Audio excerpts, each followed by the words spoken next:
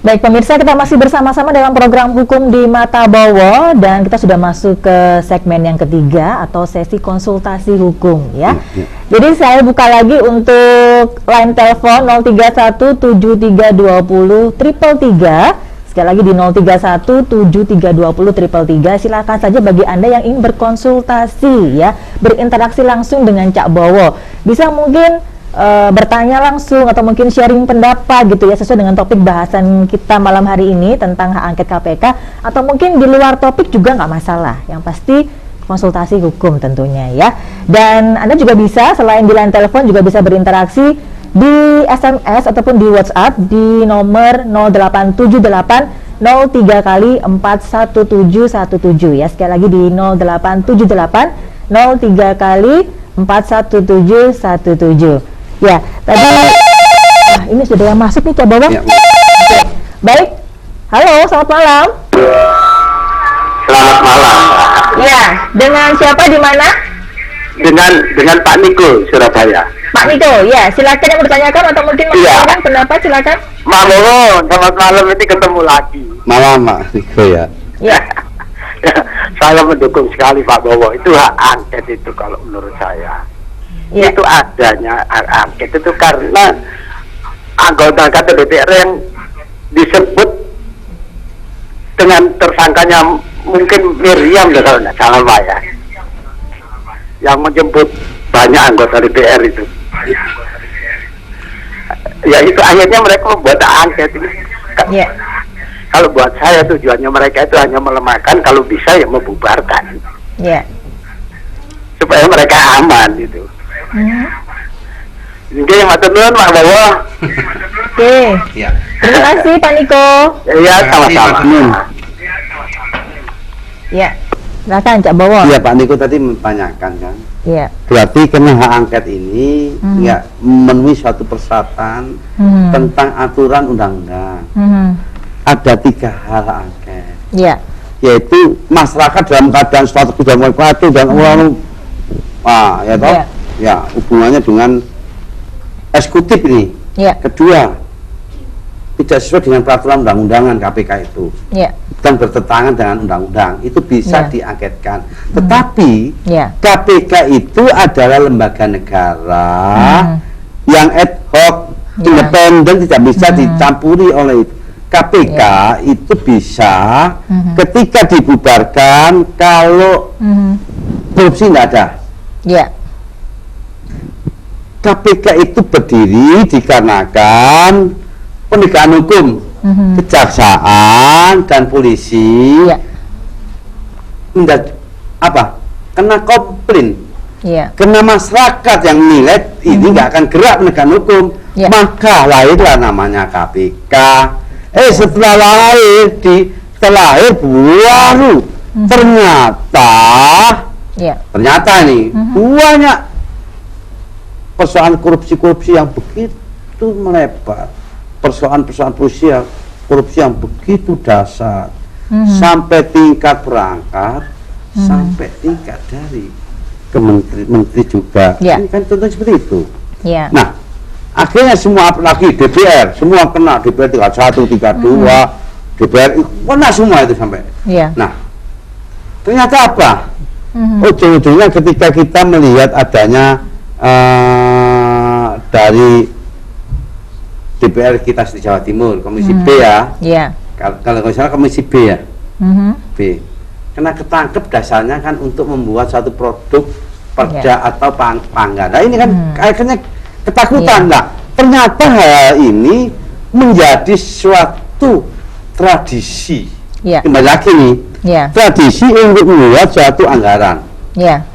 Kalau dulu memang anggaran itu ada fraksi dari ABRI ya, ada semua, dan situ ada pengawasan. Kalau sudah dianggarkan oleh satu eksekutif, itu kan orang yang punya peranan penting, orang yang tahu, orang yang proporsional, itu kan sekarang diganti. Tujuannya apa? Tujuannya mencari dana. Dari situlah menjadi satu persoalan pada masyarakat. Ketika ada satu pemilihan DPR, ini ada money politik dan sebagainya, tapi masyarakat juga harusnya tangga bahwa ketika diberikan uang itu sebetulnya money politik, sebetulnya pemilih juga ada ketentuannya di dalam Undang-Undang 30 tahun 31 tahun 99 ya. Ya. Pasal terbaik 2021 ada pasal 5 dan 12 itu adalah pungli juga kena itu sebetulnya.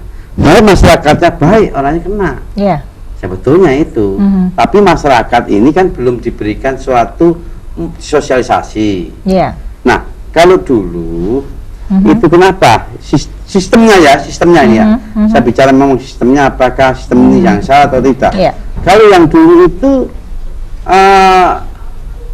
tidak pemilihan langsung. Nah, adalah sudah perwakilan. Jadi biayanya tidak bengkak, tetapi biayanya murah dengan perwakilan. Ini bersesuaian kan begitu Undang-Undang 45 dan Pancasila, sila yang keempat kan sudah menjadi satu wakil, wakil DPR-nya, wakil rakyatnya. Tapi sekarang kan enggak. Akhirnya ini produk-produk seperti ini antara masyarakat dengan calon legislatif ini. Pilihlah saya, karena tadi saya sampaikan bahwa ada dari orang DPR.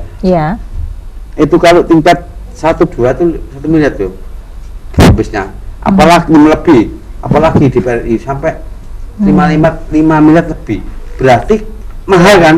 Ketika jadi DPR mahal. Nah, dalam hal ini akhirnya ada mindset bahwa ini untuk mengembalikan modal. Jadi akhirnya seperti ini, daripada modalnya enggak modalnya ini KPP ya enggak kembali, lebih baik pangkas saja KPK kan begitu. Kalau lihat mindset seperti itu ini kan nantinya masyarakat menilai bahwa sebetulnya DPR itu ngerti undang-undang enggak ya? DPR itu paham enggak undang-undang? DPR tahu baca nggak aturannya tentang tentang hak angket itu. Dia harus dibaca. Memang hak angket itu bisa terjadi ketika menjadi hak angket satu fraksi dan 20 dan 1,5 nanti 50%-nya gitu Pak. Ini tadi perlu saya jelaskan itu baru bisa. Nah, habis itu diparipurnakan.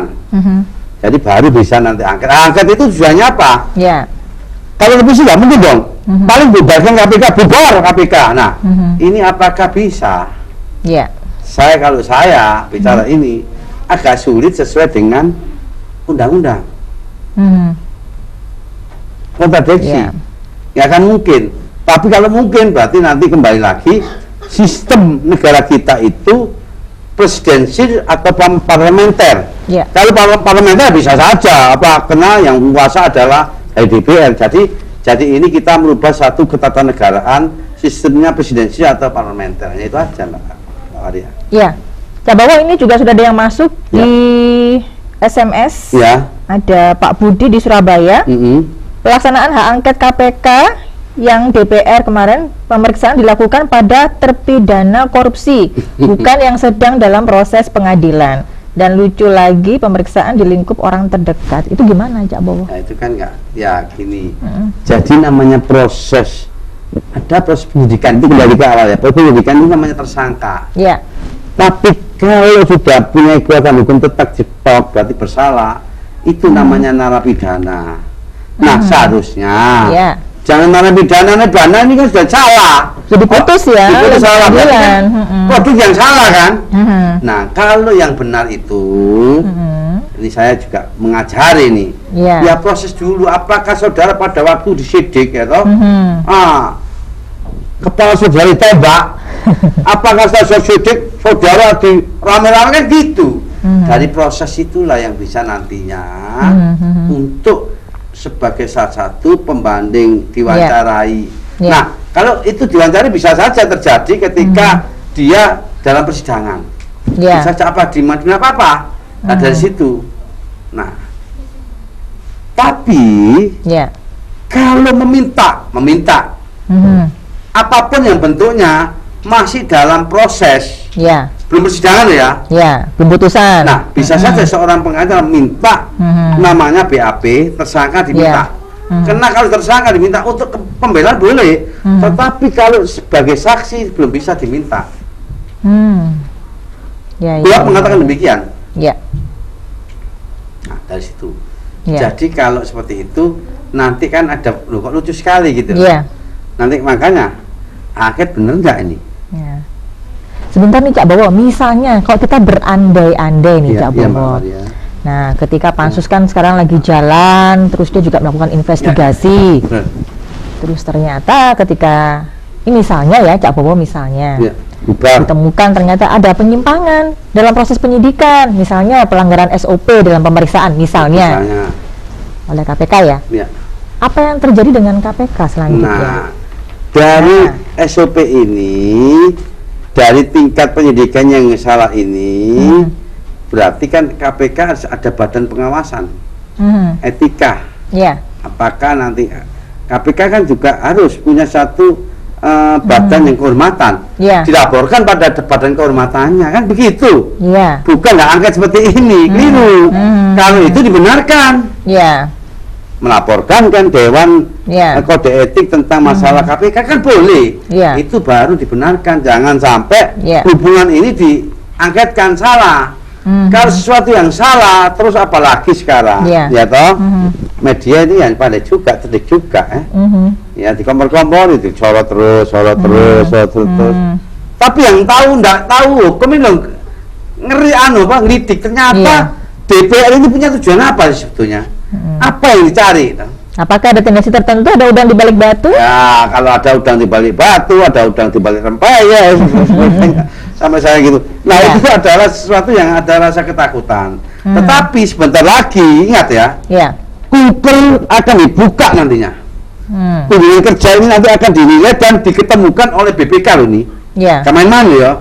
Nanti DPR ini kena semua ini sebentar lagi. Contohnya begini, Mbak. Kunjungan kerja ternyata 1 hari 5 kali, masa bisa dari 5 kali kunjungan di sini sana, masa bisa pesawat sekarang didelay, ya toh? Apalagi contohnya seperti itu. Nah, ini sudah diketemukan tentang dari BPK tentang adanya kunjungan kerja bagi DPR ini. Nah, selalu dimanipulasi dan sebagainya ini. Nah, hati-hati nih. Nah, makanya dengan demikian nanti apa? Soalnya nanti akan diketawakan. Ternyata punya satu kekuasaan, ada ketakutan di balik ini.